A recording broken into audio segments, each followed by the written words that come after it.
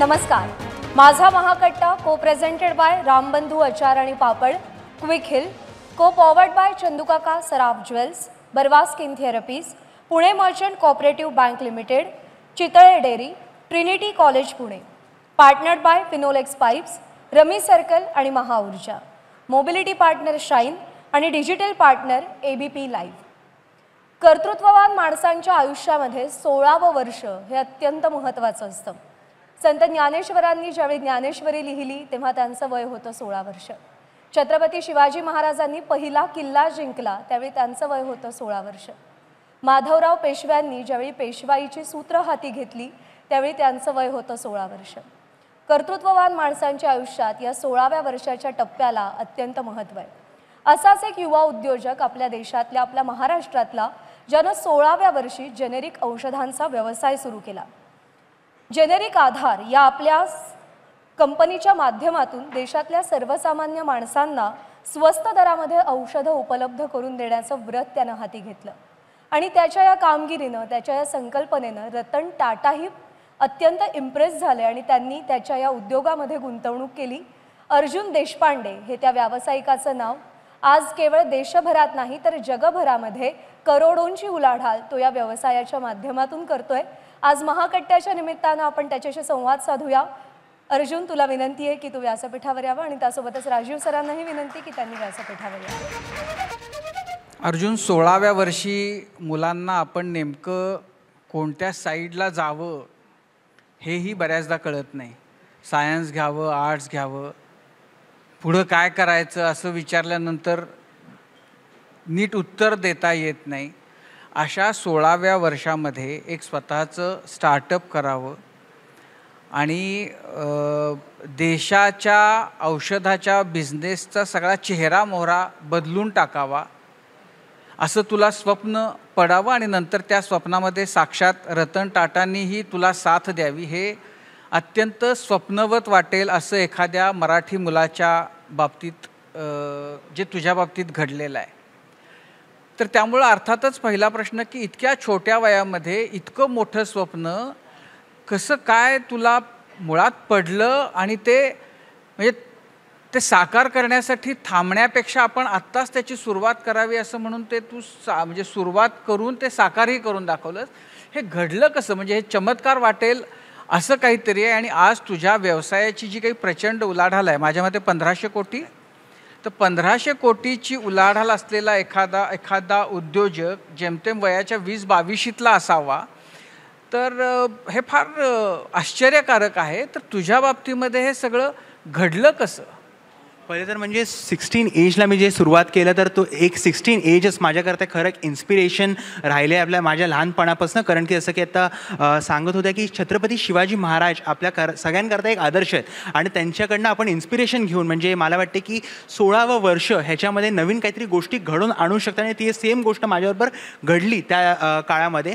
आणि जेव्हा एक मोठा प्रॉब्लेम आपण बघतो म्हणजे की मेडिसिन्स आजच्या तारखेमध्ये आपल्या सगळ्यांना माहिती आहे की सर्वसामान्य जनतेला सगळ्यांच्या घरामध्ये मेडिसिन्स हे कुठलं लक्झरियस प्रोडक्ट नाही आहे, बेसिक नेसेसिटी आहे. तर माझं जस्ट 10th स्टँडर्डचं एक्झामिनेशन झालेलं आणि मी एकाच अशा मेडिकल स्टोअरवरती गेलो आणि तिथे बघितलेलं की मेडिसिन जे असतात ते एका आजोबांना कॅन्सरचे मेडिसिन्स 15,000 विकले जात होते आणि त्यांच्या खिच्यामध्ये तेवढे पैसे at that point of time नव्हते.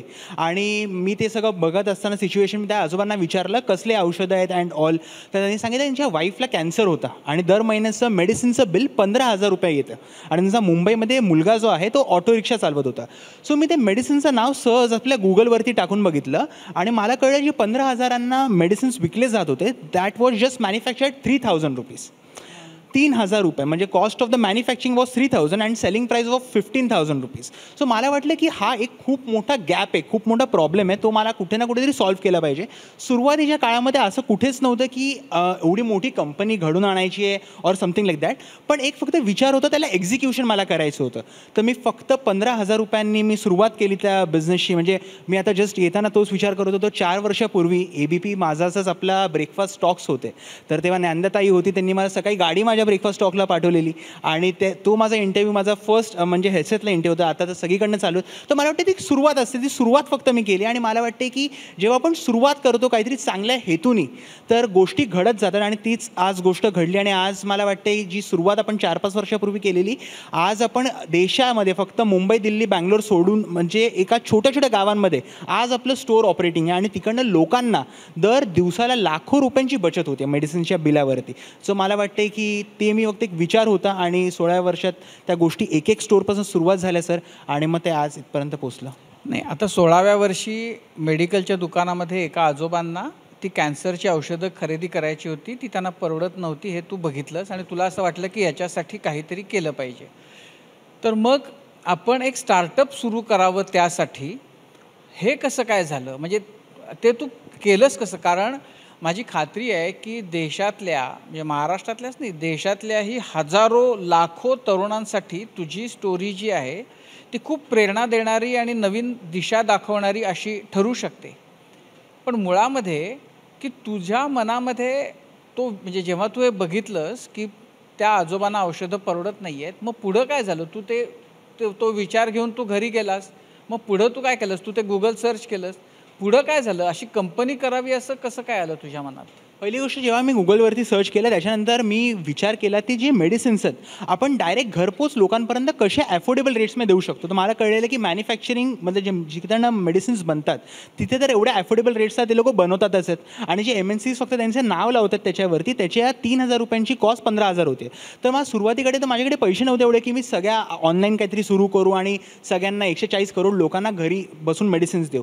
तर मी सुरुवात केली की जे इंडियामध्ये तुम्ही बघाल तर 10 लाखांपेक्षा 1 मिलियन छोटे दुकानदार मेडिकल स्टोअर ओनर्स आहेत. मी विचार केला की त्यांनाच आपल्याबरोबर कसं जोडू मी आणि त्यांच्या माध्यमातून डायरेक्ट लोकांपर्यंत कसं पोहोचू. कारण की आज तुम्ही बघाल की छोटे छोटे मेडिकल स्टोअर्स आज ऑनलाईन फार्मसीजमुळे आणि मोठ्या मोठ्या मॉल्समुळे खूप मागे पडलेत बिझनेसमध्ये आणि खरं इंडियाची इकॉनॉमी ते चालवतात. सो मी विचार केला की त्यांना एकेकाला आता आपण पहिलं टायअप करूया. तर माझं पहिलं जे स्टोअर माझं कन्वर्ट झालेलं ते 2-3 महिन्यानंतर झालेलं. मी ग्राउंडवरती गेलो, त्यांच्याशी बोलायला गेलो. मला 200 ते 300 मेडिकलवाल्यांनी पहिले रिजेक्ट केलं. म्हणजे तेव्हा तर मी ब्रँडचं नाव पण विचार नव्हतं केला की ब्रँडचं नाव काय ठेवू. मी त्यांच्याकडे गेलो की मी त्यांना बोललो की तुमचा बिझनेस मी ग्रो करून देईन, तुम्हाला टेक्नॉलॉजी देईन, मेडिसिन्स ॲफोर्डेबल प्राईसवरती देईन, मोर कस्टमर फुटफॉल देईन. मी त्यांना बोललो इकोसिस्टम. एक सेकंद पहिली गोष्ट तर 16 वर्षाचा मुलगा कुठल्याही दुकानदाराकडे जाऊन मी तुम्हाला अमुक करीन तमुक करून असं जर सांगेल तर त्याच्यावर कोण विश्वास, तुझ्यावर का कोणी विश्वास ठेवावा? तुझ्यावर म्हणजे ठेवला कुणी आणि तुला प्रतिक्रिया काय येत होत्या जेव्हा तू या 200-300 दुकानदारांपर्यंत गेलास? म्हणजे तिथं जाण्याच्या आधी की आपण ह्या सगळ्या कंपन्यांशी टायअप करून त्यांच्याकडून ती औषधं घेऊन ह्या दुकानदारांपर्यंत घेऊन जाऊ, हा विचारच तुझ्या मनात कसा आला? तुझे आई बाबा काय करतात? तुला म्हणजे हे तुला शिक्षण कुठे मिळालं की असं काहीतरी करता येतं? तुझे आई बाबा काय करतात? माझी मम्मा एक्सपोर्ट्समध्ये मेडिसिन्सचं तिला आयडिया आहे. त्याच्यामुळे मला लहानपणापासून मेडिसिन्स काय असतात हे मला चांगलं ज्ञान होती की मेडिसिन जे मॅन्युफॅक्चरिंगमधून बनवले जातात. आपण अख्ख्या वर्ल्डमध्ये इंडिया आपलं बिगेस्ट एक्सपोर्टर अँड मॅन्युफॅक्चर आहे जेनरिक मेडिसिन्सचं. ते आपल्या देशातल्या लोकांना मिळत नाही आहेत. पण ते पोचणार आपण कसं करणार? म्हणजे हा मी जेव्हा घरी गेलो हा मला एक प्रॉब्लेम खूपला म्हणजे माझ्या मनामध्ये की हा प्रॉब्लेम खरंच सॉल्व्ह केला पाहिजे. जर का म्हणजे जे आजोबा होते ते माझ्या मनामध्ये येत होते की अरे बाबा त्यांना मेडिसिन जर का सर नाही मिळाले तर त्यांच्या घरचे वाईफ म्हणजे हे हेल्थ मेडिसिन्स असतात त्यांच्या वाईफला इन फ्युचर काही ना काहीतरी मोठा प्रॉब्लेम पण होऊ शकतो मेडिसिन्स टाईमवर नाही घेतले. तो एक फक्त प्रॉब्लेम मनामध्ये आला आणि मी जी सुरुवात पहिली केली ट्रस्ट, तुम्ही जसं म्हणालात की कुठल्या पण मेडिकल स्टोअरवाल्या माझ्याबरोबर जोडताना ट्रस्ट हा येतच नव्हता.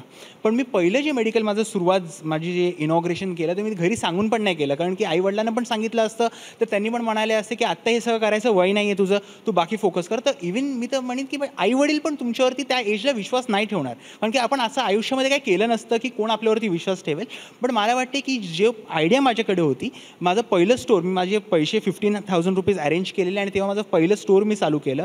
त्या 2 जे भाऊ होते पहिले जे मेडिकल स्टोअरचे त्यांना मी म्हणालो की प्रॉफिट झालं तर ते आपलं दोघांचं आहे, नुकसान झालं ते माझं आहे, कस्टमर आणणार मी लोकांशी बोलून की ॲफोर्डेबल मेडिसिन्स इथे मिळणार आहे.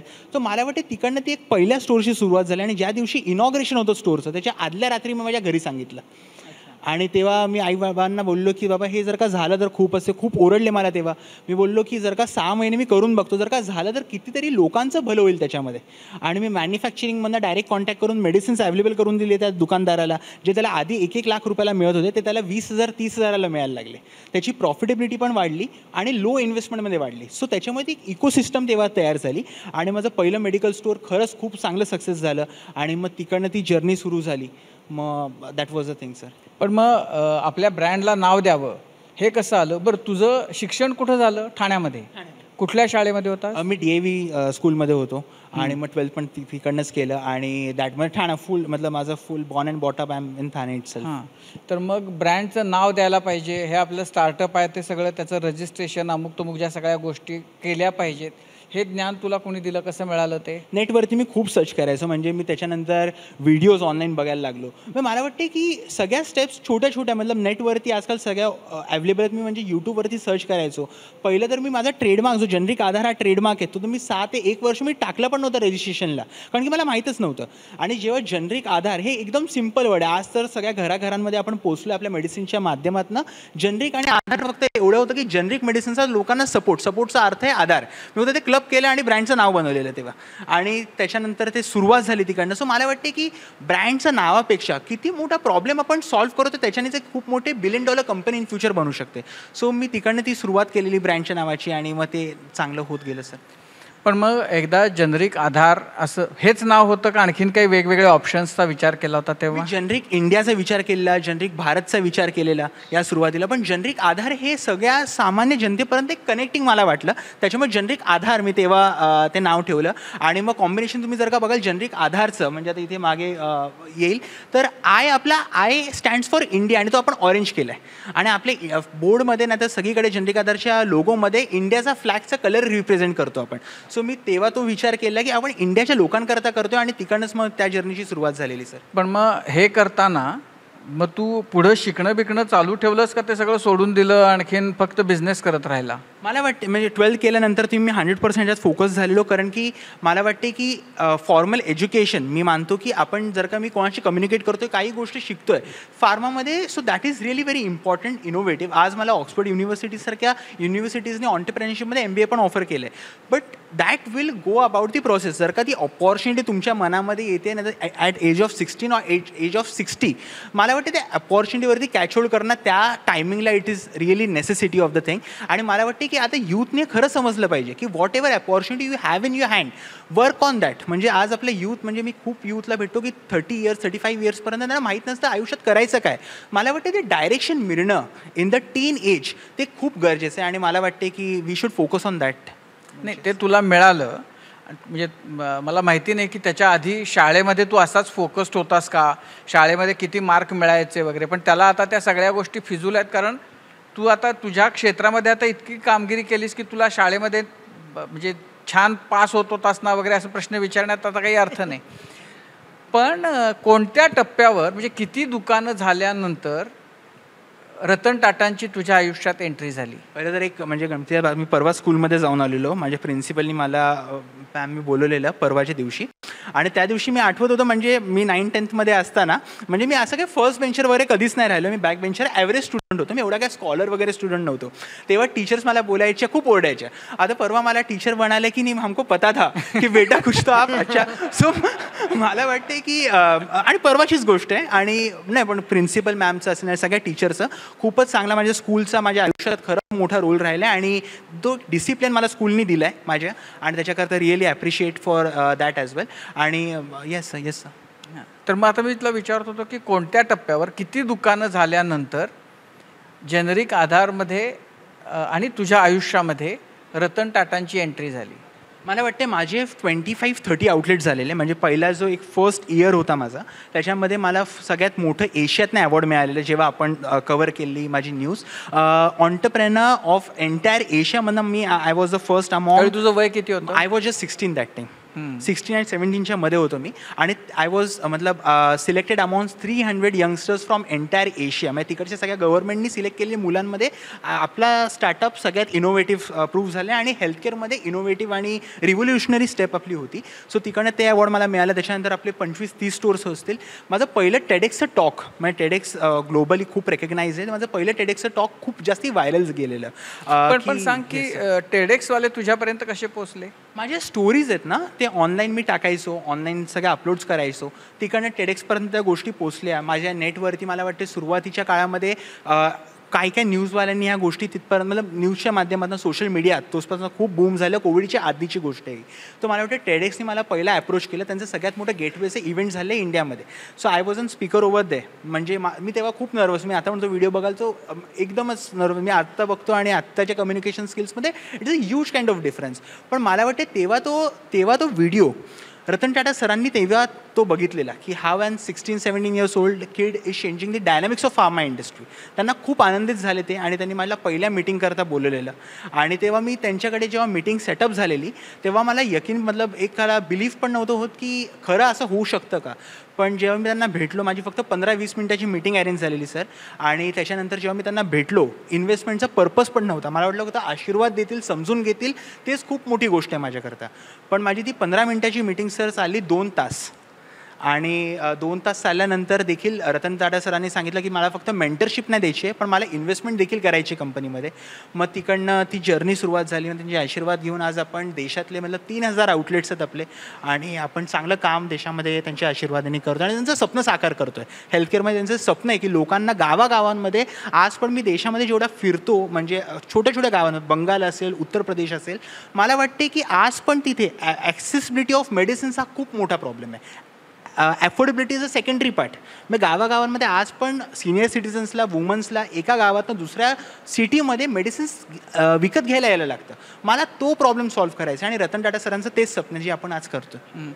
पण हे सांग ना, म्हणजे काय आता तर असं झालं आहे की तुझ्याबद्दलच्या म्हणजे तुझ्या ह्या वयामध्येच आत्ता तुझ्याबद्दलच्या फिल्म्स वेगवेगळ्या युनिव्हर्सिटीमध्ये, मध्यंतरी जॅपनीज युनिव्हर्सिटीमध्ये आता तुझ्याबद्दलच्या फिल्म्स दाखवल्या जात आहेत. काय यंग माइंड काय करू शकतं, तर याच्याबद्दलचं एक उदाहरण म्हणून तुझ्याकडं पाहिलं जातं आहे. पण तुझी जी जर्नी होती त्याच्यामध्ये तुला म्हणजे बेसिकली प्रॉब्लेम किंवा अडथळे कोणते आले आणि तू ते कसे सॉल्व करत गेलास? मला वाटते एज हा खूप मोठा फॅक्टर माझ्याकरता अर्ली डेजमध्ये होता. कारण की मी खूपच यंग होतो आणि त्या वयामध्ये मला वाटत नाही लोक एवढ्या लवकर विश्वास टाकतात. मला वाटतं पण मी माझ्या एजला माझ्या इनोव्हेटिव्ह आयडियाजच्या मध्ये नाही येऊन दिलं. आणि मी सगळ्या यूथला तेच सांगेन की don't let age come to the innovative ideas. आणि तिकडनं ती जर्नीची सुरुवात झाली माझ्या आयुष्यामध्ये. आणि मला वाटते की चॅलेंजेस म्हणजे लोकांना ट्रस्ट फॅक्टर जनरिक मेडिसिन्सबद्दल देणं हा खूप मोठा फॅक्टर माझ्या अर्ली डेजमध्ये होता. आणि मी तो अवेअरनेसच्या माध्यमातून गावागावांमध्ये पोचून सोशल मीडियाच्या माध्यमातून तो चॅलेंज जो एक खूप मोठा माझ्या समोर होता तो मी टॅकल केला आणि लोकांना गावागावामध्ये ऑन्टरप्रेनरशिपची संधी देत गेलो. So that was a biggest challenge for me. And पण असं आहे की कोणतीही गोष्ट यशस्वी होती असं दिसलं की त्याच्यामध्ये लगेच त्याची कॉप्या करणारे खूप मोठ्या संख्येनं निर्माण होतात. तर जेव्हा जेनरिक आधार निर्माण झालं आणि तुझी 1 दुकान 2 दुकान असं करत तू वाढवत नेलंस, तेव्हा अर्थातच या बिझनेसमध्ये असलेल्या अनेकांना की आता ही आयडिया घेऊन आपण असंच करावं असं वाटलं असणार, या आयडियाच्या कॉपीज झाल्या असणार. तुला हे वाढवताना, तुझा पसारा सगळा बिझनेस वाढवताना अशा गोष्टींचा पासून काही म्हणजे अडचण आली नाही का त्यांची? आणि तू म्हणजे तू कसं म्हणजे स्टार्टअप करताना नंतर जेव्हा रतन टाटांनी तुझ्यामध्ये इन्व्हेस्टमेंट करायची ठरवलं तेव्हा ते कसं पुढं न्यायचं ह्याचं सगळं प्लॅनिंग तू कसं करत होतास, कसं केलं, कोण तुला मदत करत होते? मला वाटते जेव्हा म्हणजे सुरुवातीच्या दिवसांमध्ये मला खूप तिकडचे लोकल जे म्हणजे या इंडस्ट्रीमध्ये तुम्ही मेडिसिन जेव्हा इंडस्ट्री बोलता ही अख्ख्या वर्ल्डची सगळ्यात मोठी इंडस्ट्री आणि ह्याच्यामध्ये खूप वेगळ्या प्रकारचे लोक आहेत. माझ्या सुरुवातीच्या दिवसात म्हणजे जी लोकल काही लोकं होती ज्यांना हे माझी गोष्ट आवडत नव्हती. कारण की इव्हेंच्युअली जेव्हा आपण 10,000ची गोष्ट 2,000मध्ये देतो सर, तर लोकांना डेफिनेटली त्याचा जेव्हा आपण करोडो लोकांचं भलं करतो 10-15 लोकांना त्याचा इफेक्ट होतो. त्याच्याबद्दल मला खूप भीती वाटायची आणि काही लोकांनी मला सांगितलेलं पण हे सगळं नको करूस. काही लोकांनी सुरुवातीला दिवशी कॉपी पण केलेल्या या गोष्टीच्या, असं नाही की नाही केलेल्या, लोकल लेवलवरती कॉपी होतात नक्की या गोष्टीच्या. पण मला वाटते की एक्झिक्युशन ज्या ब्रेन चाइल्ड जर का असतं ना आपलं, तर ब्रेन चाइल्ड आपलं असतं ते. So we know how to execute that on ground.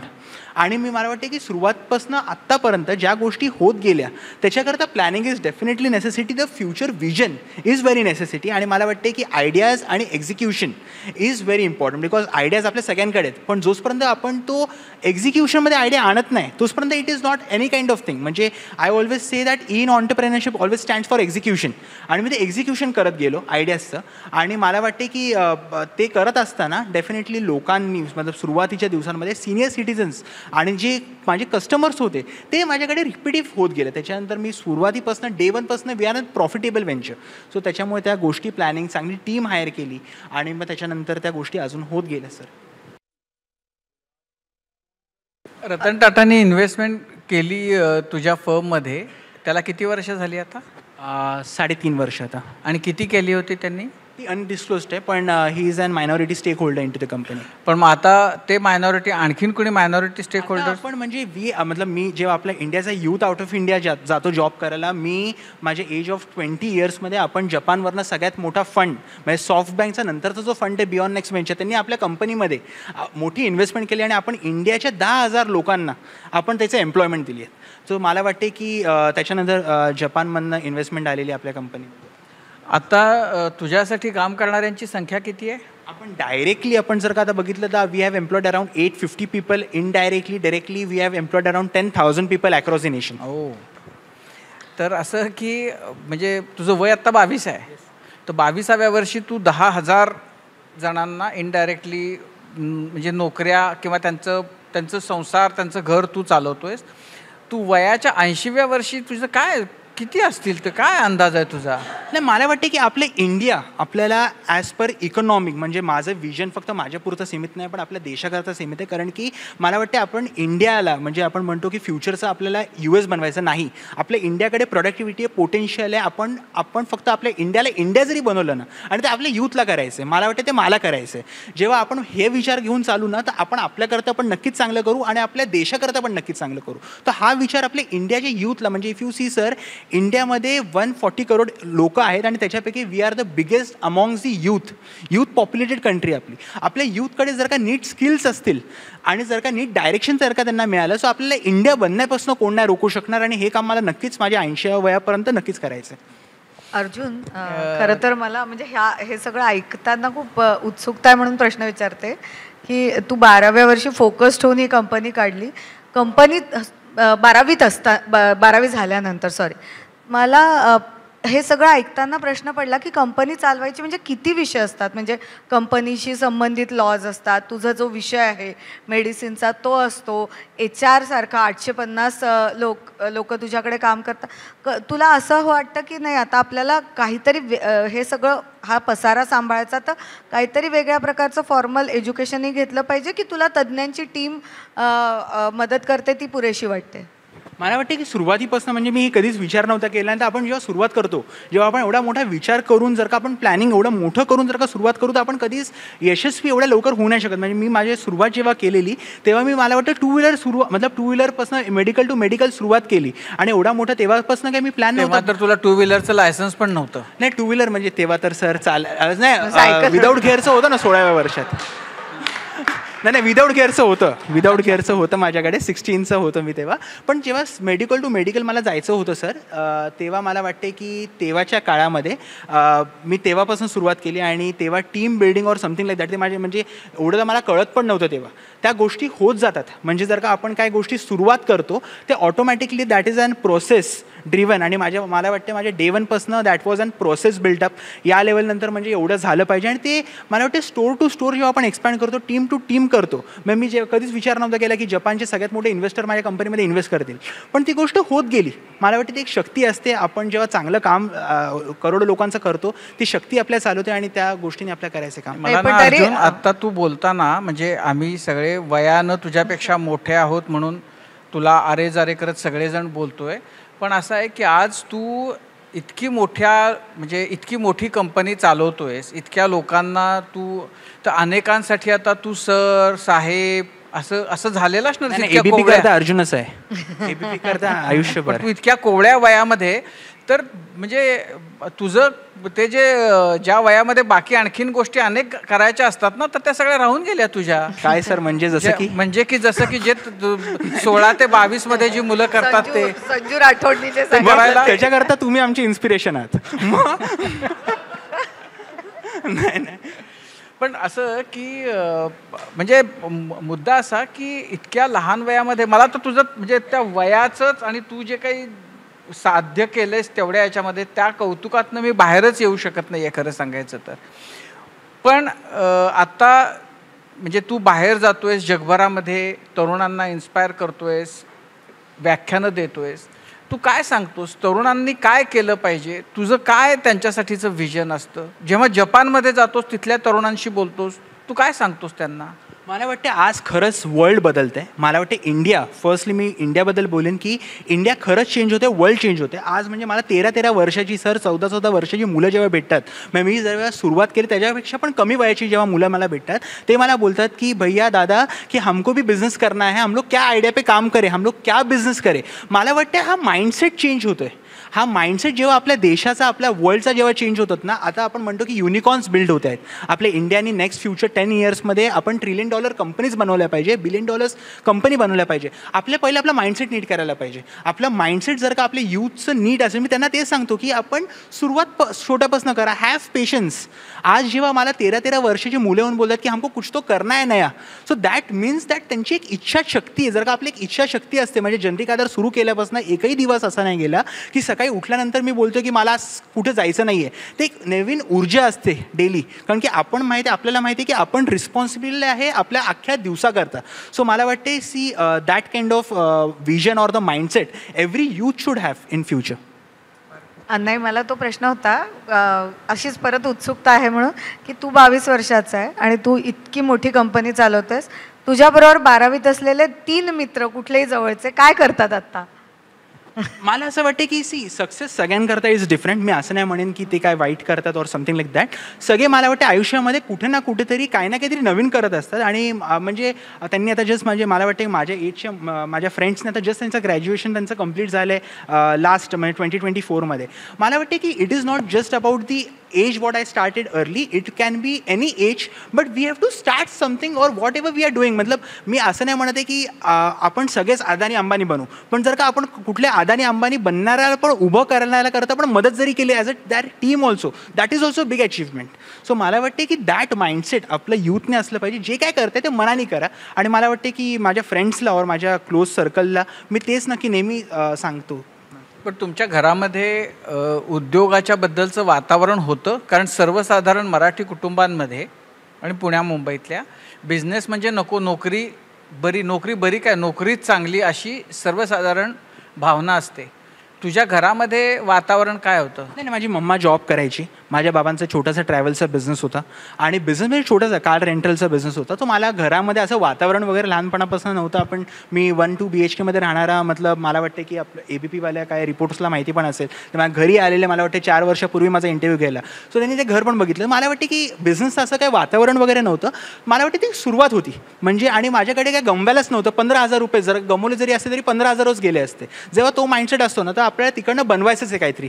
तर त्या विचारधारेने मी बाहेर पडलेलो घराच्या, आणि त्याच्यानंतर त्या गोष्टी होत गेल्या. आणि जेव्हा आपण कधी विचार नाही केला पाहिजे, जर का if you are starting from a scratch, always start from a scratch, start from an zero. जी 0 to 1 जी आपल्याला वाटतं खूप चॅलेंजिंग असतं, पण ते 0 to 1 होऊन जातं आणि 1 to 10 पण होऊन जातं. So just first step, baby step what we have to take on. नाही, पण मग स्क्रॅच टू म्हणजे 0 to 1, 1 to 10 हे होतं. चॅलेंज कुठे येतो? चॅलेंज सर आपल्याला आपल्या आजूबाजूचे लोक, म्हणजे माझ्याबरोबर जे एक इन्सिडेंट सांगेन मी. माझं पहिलं स्टोअरचं इनॉग्रेशन होतं आणि त्याच बाजूच्या बिल्डिंगमध्ये माझे तेव्हा काका राहत होते, म्हणजे चुलत काका राहत होते. मी आनंदाने त्यांच्या घरी गेलो की बाबा हे इन्व्हिटेशन कार्ड आहे, तुम्ही या इथे.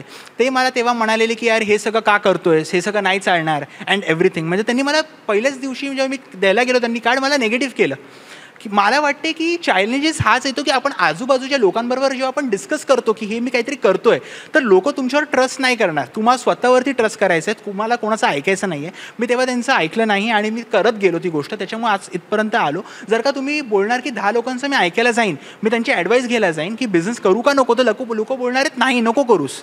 सो दॅट आपण एकदा निगेटिव्ह झालो आपल्या माइंडनी ना, so no one can help us. आपल्या स्वतःची मदत पहिली स्वतः करायची आणि ती मी करत गेलो आणि त्या गोष्टी होत गेल्या सर. त्यामुळे त्यातनं धडा हा की एक तर कुणाचं ऐकू नका, जर तुम्ही विचारायला जाऊ नका. आणि त्याच्यापेक्षा दुसरं सगळ्यांनी हे लक्षात ठेवलं पाहिजे की जर कोणी विचारायला आला तर तुम्ही त्याचा निगेटिव्हली नका त्याला हे करू. जर कोणी विचारायला आला तर पॉझिटिव्हली त्याला जरा पुश द्या, त्याला जरा प्रोत्साहन द्या. Correct sir. म्हणजे मला वाटतं जर का आपण एकमेकांना पुश नाही केलं, जर का आपल्या कुठल्या पण इकोसिस्टम आहे, that can mean entrepreneur startup ecosystem, मला वाटतं entrepreneurship is not so easy, but the surrounding people with you. म्हणजे असं नाही की आपले सगळेच दिवस चांगले असतात. It is an roller coaster ride as मतलब everyone knows about it. फक्त मला वाटते आपण आपल्या स्वतःवरती पेशन्स ठेवला पाहिजे. आपल्या कंपनीवरती जर का आपण स्वतः विश्वास नाही ठेवला तर आपल्याला काय वाटतं कस्टमर्स ठेवतील, इन्व्हेस्टर ठेवतील, कोण नाही ठेवणार. फर्स्ट आपल्या कंपनीवरती आपला स्वतःचा विश्वास असला पाहिजे, जो माझा कंपनीवरती माझा होता. आणि जर का इनर सेल्फ कॉन्फिडन्स चांगला आहे तर नक्कीच तुम्ही you can achieve great heights in future. पण मला आता तुझ्या बिझनेसचं स्वरूप सांग ना. आता तुम्ही काय करतात, एकूण किती स्टोअर्स आहेत भारतभरामध्ये ज्यांच्याशी तुझ्या जेनेरिक आधार ज्यांच्याशी संबंध आहे, अशी किती स्टोअर्स आहेत? आपले डायरेक्टली आज पूर्ण इंडियामध्ये विथ मतलब संबंधाने आपले स्टोअर्स असतात with an official franchisee of our stores. We are India's number 1 chain of pharmacies today in the numbers. 3000 आज कुठल्याच कंपनीचे नाही झालेत. आपण 3000 सिन्स नंबर.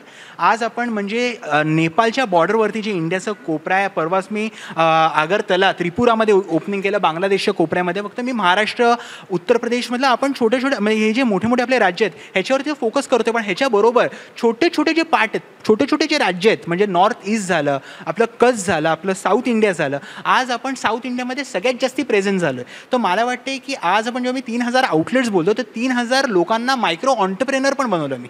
सो मला वाटते की जेव्हा आपण एक जर्नीची सुरुवात करतो तर ऑन्टरप्रेनरशिप, मायक्रो ऑन्टरप्रेनर्स त्यांच्या माध्यमातून एकेकाच्या स्टोअरवरती 3-3 लोकांना रोजगार मिळाला आहे. एकेकाचे 900पेक्षा जास्ती वुमन्सने आपल्या फ्रँचायझी सुरू केल्यात.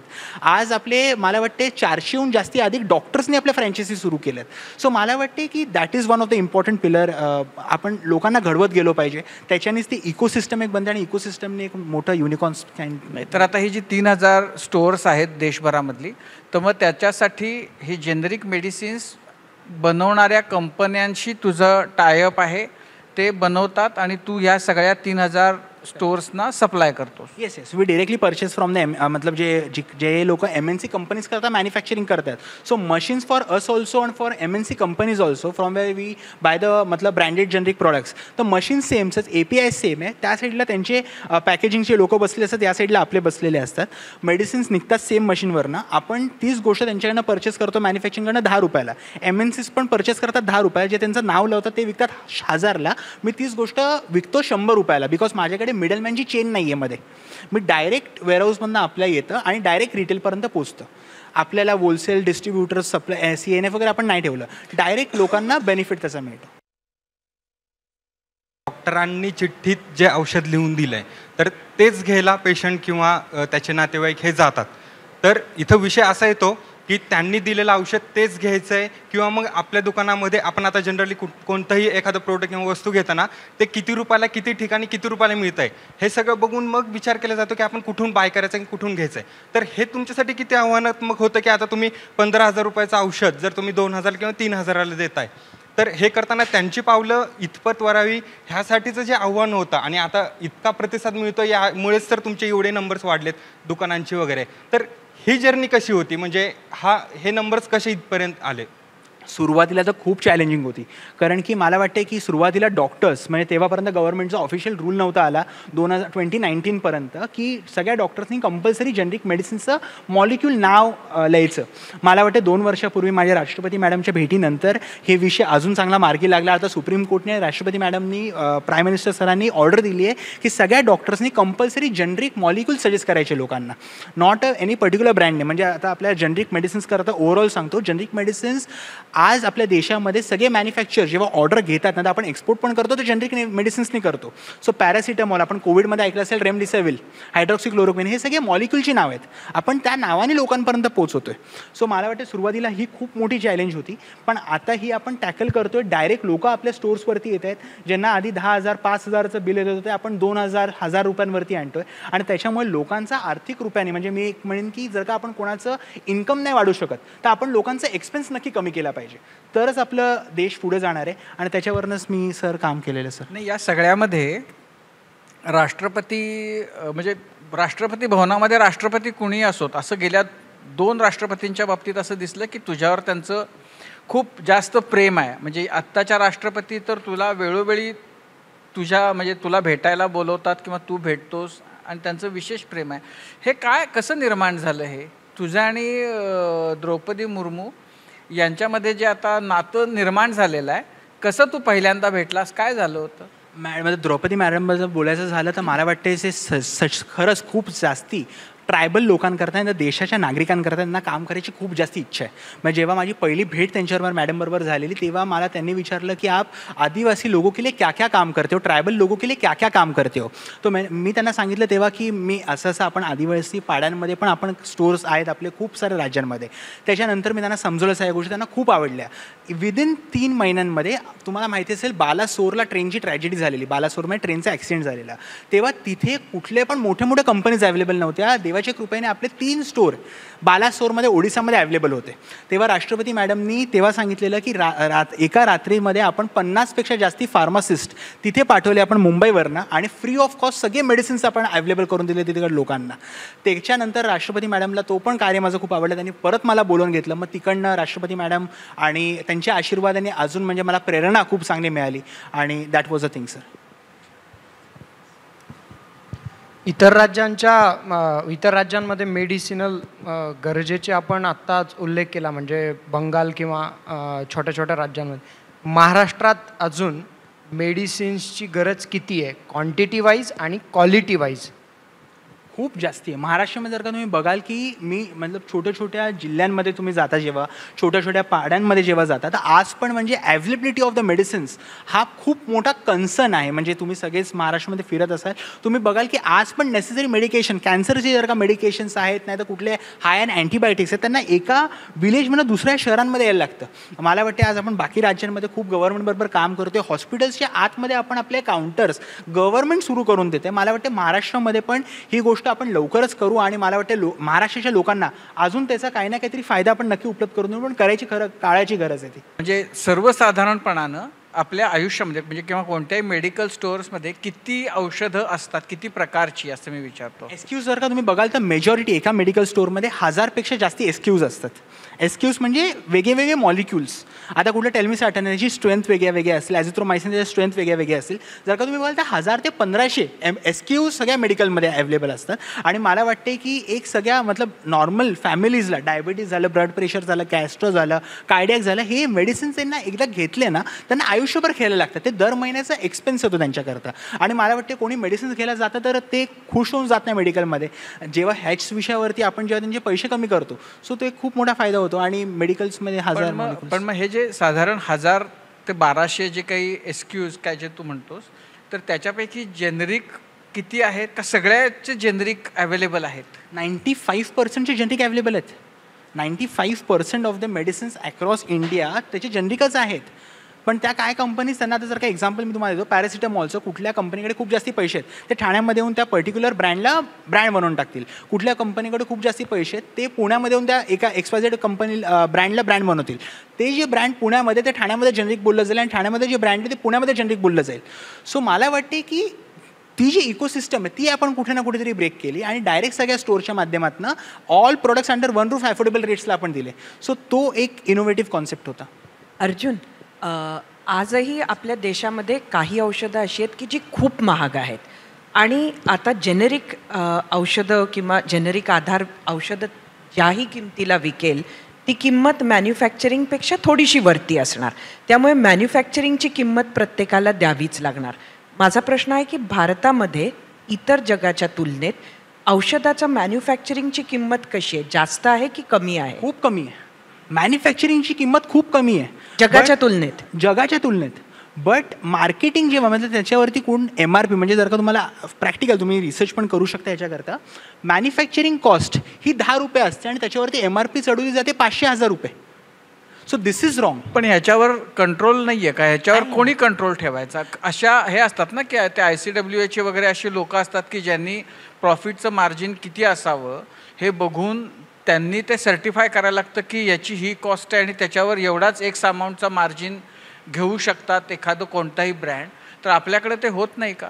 खरं तर झालं पाहिजे. माझं तर म्हणजे ह्याला खरंच मी उघडपणे सांगेन की खरं झालं पाहिजे ही गोष्ट. पण काय विषय माहिती आहे का, ऑलरेडी एवढ्या मोठ्या मोठ्या MNC कंपनीजने जाळ जे बिसवून ठेवलं आहे ना, त्याच्यामुळे ऑलरेडी एवढी मोठी सप्लाय चेन आहे, ती कशी तोडणार?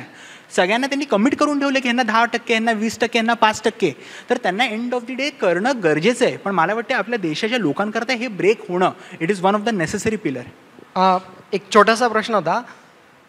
ग्रामीण महाराष्ट्रात एक मिथ आहे की जेनेरिक औषध अरे ते बोगस आहे असं सरळ लोक बोलून मोकळे होतात. तर आत्ता तुम्ही म्हणालात की 95% जेनेरिक आणि 5% मग इतर. तर हा जो डिफरन्स आहे 95 आणि 5 मधला, तर ह्याच्यातला प्रोडक्शन कॉस्टचा आणि त्याच्या क्वालिटीचा डिफरन्स काय नेमका? क्वालिटीचा डिफरन्स काहीच नाही आहे. तुम्ही जसं म्हणालात की बोगसचा जो विषय तुम्ही म्हणताय ना, अहो पण लोकांकडे पैसेच नाही आहेत ना घेण्याकरता. ब्रँडेड 10,000 रुपयांची गोष्ट घेणार करणं आणि तीच क्वालिटीची गोष्ट त्याच मॅन्युफॅक्चरिंगमध्ये आपण आपलं नाव लावून लोकांपर्यंत पोहोचवतो. मेडिसिन्स की अशी गोष्ट नाही की कोणी कोणाच्या घरामध्ये बनवू शकतं. त्याला ऑफिशियल FDAचे रूल्स फॉलो करायला लागतात, तरच जाऊन ती गोष्ट बाहेर येणार आहे. तर हे जे तुम्ही जसं म्हणता बोगस वगैरे, हे MNC कंपनीजने या गोष्टी जर बाहेर नाही पोचल्या बोगस वगैरे, तर त्यांच्या गोष्टी कोण घेणार आहे का महागाच्या? नाही घेणार कोण. त्यांना हे करणं ही त्यांच्याकरता काळाची गरज नाही, आपल्याकरता लोकांना अवेअरनेस करणं डायरेक्ट मला वाटतं ही आपल्याकरता गरज. आता म्हणजे ब्रँडेड वस्तू आपण जेव्हा घेतो तेव्हा थोडासा डिफरन्स असा असतो की 19-20चा फरक असतोच प्रत्येक गोष्टीमध्ये. तर हा फरक म्हणजे कारण शेवटी ती क्रिटिकल गोष्ट असते. एखादा पेशंट जेव्हा बेडवर असतो तेव्हा त्याला ते क्वालिटी सप्लाय होणं तर ते महत्त्वाचं असतं त्यावेळी. तर त्याच्यातला जो डिफरन्स आहे, पहिली गोष्ट मी तुम्हाला मधलं एक गोष्ट ब्रँडेड म्हणजे तुम्ही आता मला सांगा डोलो नाहीतर क्रोसिन, हे दोघांपैकी ब्रँडेड कुठलं आहे तुमच्या दृष्टीने? सेम आहे ना, बरोबर आहे. आता हेच कोणाकडे जास्ती पैसे तो त्याला ब्रँड बनवून टाकतो. पण आहे काय दोघांमध्ये? पॅरासिटामॉल आहे. आपण पॅरासिटामॉल लोकांपर्यंत पोचवतोय, आपण ॲझिथ्रोमायसिन लोकांपर्यंत पोचवतोय. हेच कन्फ्युजनचे MNC कंपनीने एवढ्या वर्ष क्रिएट केलं. आपल्या खिच्यातनं 10 रुपयांच्या गोष्टी करता आपल्याला 1000 रुपये घेतले गेले, ते आपण कुठे ना कुठेतरी सर बंद करतो. पण मग हा जो आता की पॅरासिटामॉल म्हणा, ॲझिथ्रोमायसिन म्हणा, असं तर ते आता होताना दिसतंय, म्हणजे पॉझिटिव्ह चेंज आहे. म्हणजे सर आपल्या एकेका आउटलेटवरनं दर महिन्याला नाही, पण डॉक्टरांच्याकडून कंपल्सरी झालं ना आता त्यांना जेनरिक नाव मोठ्या अक्षरामध्ये लिहायचं आहे. आता जे जेनरिक आधारच्या म्हणजे त्या दुकानांमध्ये जी औषधं मिळतात तर त्याच्या म्हणजे ती जेनरिक औषधं आहेत, पण त्याच्यावर मग जेनरिक आधार असं ब्रँड असतो. हो येस ट्रस्ट व्हॅल्यू करता आपण लावलो सगळ्यांवर. तर मग तुम्ही आता किती प्रकारची औषधं जेनरिक आधार म्हणून तुम्ही? सर आपण we are the India's first company to introduce around 400 molecules in our own brand. वर्ष लागतात मोठ्या मोठ्या कंपनीजनं ते बनवायला. आपले आउटलेट्स असल्यामुळे आपण 400पेक्षा जास्ती मॉलिक्युल्स आपले स्वतःचे आहेत आता. आणि ते लोक एकदा सिनियर सिटीजन्स येतात दर महिन्याला येऊन आपल्याकडे, हे बघा मेडिसिनचा फोटो आला बघा मागे. सो हे जे मॉलिक्युल्स आहेत सगळे फार्मासिस्ट आहेत, M.Pharm B.Pharm केलेले लोक आहेत, ते आपली अख्खी टीम आहे आज पूर्ण देशामध्ये. सो मला वाटते की या गोष्टीवरती आपण काम करतो. आता मला सांग की तुझं पुढचं 5 वर्षाचं, 10 वर्षाचं, 25 वर्षाचं तू काय बघतोस याच्यामध्ये टप्प्याटप्प्याने? म्हणजे हा शेवटचा प्रश्न आहे की तू काय ग्रोथ बघतोस जेनरिक आधारच्या दृष्टीनं? तुला आणखीन आता म्हणजे आता हा विषय तर आता झाला एस्टॅब्लिश, त्याच्याबद्दलचा अवेअरनेस पुरेशा प्रमाणामध्ये झालेला आहे, तर मग तुला आणखीन वेगळं काही खुणावतंय का की ज्याच्यामध्ये असंच काहीतरी आपण करावं असं तुला वाटतंय? तू वेगळा काही आणखीन विचार करतोय? मला तर वाटतं की जेनरिक आधारमध्ये जो प्रॉब्लेम आहे त्याच्यामध्ये आज तुम्ही म्हणाल की मी जर का पोचलो, तर मला वाटतं की मी आज 1% पण नाही पोचलोय. मार्केट एवढं मोठं आहे, इंडस्ट्री एवढी मोठी आहे. मार्केट हे कितीचं आहे आपलं? मार्केट इंडियाचं as per numbers currently $70 billion आहे. मला वाटते की जेवढं काम आपण करू शकतो तेवढं कमी आहे. मला वाटते पुढच्या 5-10 वर्षामध्ये मला आपल्या तिथपर्यंत पोचायचं आहे आणि ते लीड करायचं आहे. आणि मला वाटते महाराष्ट्रातनं आजपर्यंत आपल्या फोर्ब्सच्या लिस्टमध्ये मला वाटते कोण नाही आहे. मला वाटते की आपल्या आशीर्वादाने जर का पहिला मी जरी झालो तरी that will be one of the important pillar. Arjun कट्ट्याच्या शेवटाला एकच प्रश्न विचारते अर्जुन की 2-3 वर्षांपूर्वी साधारण महाराष्ट्रानं 2 चिमुकल्या मुलींच्या केसेस पाहिल्या ज्यांना SMA टाईप 1 आजार होता, स्पायनल मस्क्युलर ॲट्रोफी. त्याचं जे इंजेक्शन होतं ते इम्पोर्ट करावं लागणार होतं, ज्याचा खर्च कोट्यवधी रुपयांचा होता आणि पब्लिक क्राऊड फंडिंगच्या माध्यमातून एका कुटुंबाने ते इंजेक्शन उभं केलं, सरकारनेही मदत केली. पण ती प्रोसेस जी आहे ती खूप किचकट आहे, तेवढीच पैसे त्याच्यामध्ये इन्व्हेस्ट करावे लागणारी ती प्रोसेस आहे. अशा पद्धतीच्या औषधांप्रती तुझा काही दृष्टिकोन किंवा तसं तुझं काही प्लॅनिंग आहे नजीकच्या काळात? इच्छा खूप आहे, पण मला वाटते की ज्या गोष्टी जेव्हा मतलब आता जेवढं आपल्याप्रमाणे माझ्याप्रमाणे ही तर फक्त सुरुवात आहे, लोकांकरता खरंच खूप करायचं आहे. आणि मला वाटते जे मेडिसिन्स तुम्ही म्हणताय 15 करोडांचं ते जे म्हणतात 15 करोडचं मला वाटतं ते मेडिसिन्स होतं, ते मला वाटते पेटंट आहे, त्याच्यामुळे एवढी खूप महाग ते औषध आहे. इन फ्युचर जर का देवाच्या कृपेने तेवढं जर का मी काय चांगलं झालं तर नक्की हे जेवढं पण क्राऊड फंडिंग माझ्याकडनं त्या मेडिसिन्स करता होईल तेवढं मी नक्की देईन. आणि आपण स्वतः जर का ते बनवू शकलो तरी आपण असे काय मेडिसिन्सवरती नक्कीच काम करू. खरं तर असं म्हणतात की तुम्हाला तुमची उपजीविका व्यवस्थित चालवायची असेल तर तुम्ही मेडिकल टाका, मेडिकल उघडा, कारण का लोक आजारी पडणारच आहेत आणि लोकांना औषधांची गरज लागणारच आहे. ज्या व्यवसायात सगळ्यात जास्त प्रॉफिट मार्जिन बघितलं जातं त्याच व्यवसायात तू उतरलास आणि लोकांना केंद्रस्थानी ठेवून तुझा व्यवसाय तू पुढे नेलास. आज वेगवेगळ्या बातम्यांच्या माध्यमातून ज्यावेळी आजच्या तरुण पिढीविषयी चिंता वाटावी अशी परिस्थिती डोळ्यासमोर येते की आता पुढच्या पिढीचं नेमकं काय, कुठे चालली आहे सगळी तरुण आहे, त्यावेळी तुझ्यासारखे तरुण हा एक खूप मोठा आशेचा किरण बनून समोर येतात. तू स्वतः तर इन्स्पायर्ड आहेसच, पण तू दुसऱ्यांना सुद्धा इन्स्पिरेशन देतोयस, ही खूप मोठी गोष्ट आहे. आज महाकट्ट्यावर आलास, आमच्याशी गप्पा मारलास. I am thank you for that, for calling on Majha Katta. तुझे मनापासून आभार.